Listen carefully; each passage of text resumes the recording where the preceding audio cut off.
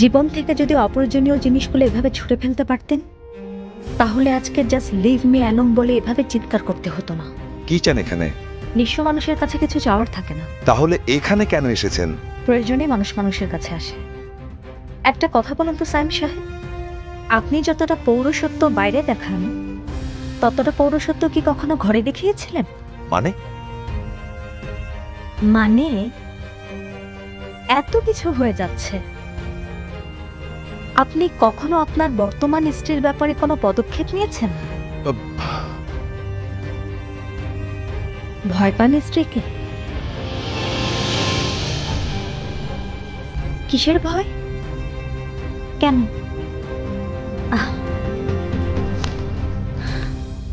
কারণ এই কাগজ